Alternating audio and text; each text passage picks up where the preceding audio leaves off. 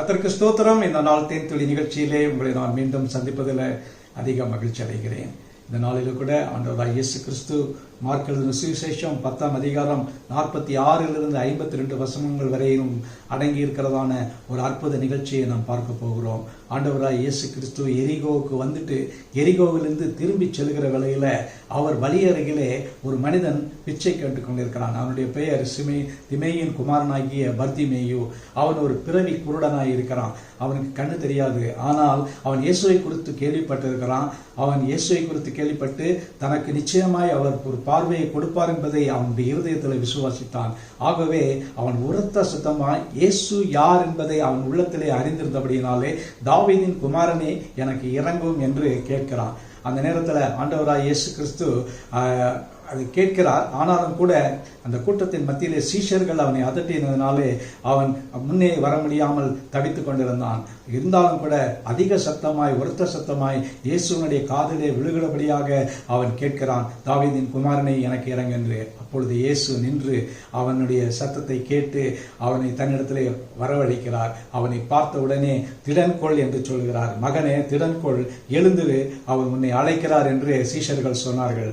அந்த நேரத்தில் அவர்கள் திடன் கொண்டவனாக தன்னுடைய அந்த நேரத்தில் அவன் எழுந்து நின்று இயேசுவிடத்தில் வருகிறான்.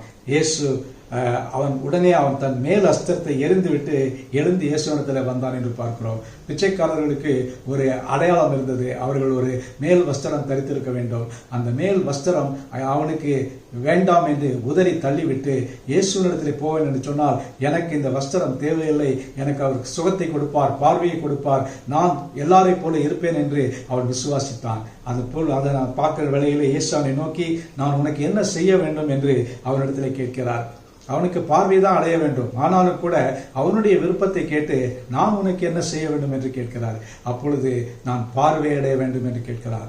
உடனே இயேசு அவனை பார்த்து, உன் விசுவாசம் உன்னை ரட்சித்தது, ஆகவே நீ பார்வை அடையவாய் என்று சொல்லி அவனுக்கு பார்வையை கொடுத்தார் என்று பார்க்கிறோம். அவனும் நீ போகலாம், உன் விசுவாசம் உன்னை ரட்சித்தது என்றார். உடனே அவன் பார்வையடைந்து வழியிலே இயேசுவுக்கு பின் சென்றான். இயேசுவை பின்தொடர்கிற ஒரு மகனாக அவன் சென்றான் என்று பார்க்கிறோம். நம்முடைய வாழ்க்கையில கூட இயேசுவிடத்தில் வருகிறோம், அவர்களிடத்தில் கேட்கிறோம், அவர் அற்புதத்தை செய்கிறார். ஆனால் அவருக்கு பின் செல்கிறோமா என்று நாம் நம்மை ஆராய்ந்து பார்க்க வேண்டும். இந்த நாளிலே கூட நாம் அவரிடத்திலிருந்து ஆசீர்வாதத்தை பெற்றுக்கொண்டு அந்த பர்தியையும் போல இயேசுவுக்கு பின்னாலே செல்லக்கூடிய சீஷர்களாக மாற வேண்டும். இந்த நாளிலே அந்த உறுதியை நாம் எடுப்போமா? அந்த ஒரு முடிவை எடுப்போம். ஆண்டவருக்கு பின் செல்வோம். அந்த அற்புதத்தை மற்றவர்களுக்கு அறிவிப்போம். நல்ல ஆண்டவரே, நன்றியோட துதிக்கிறோம், ஸ்தோத்திரிக்கிறோம்.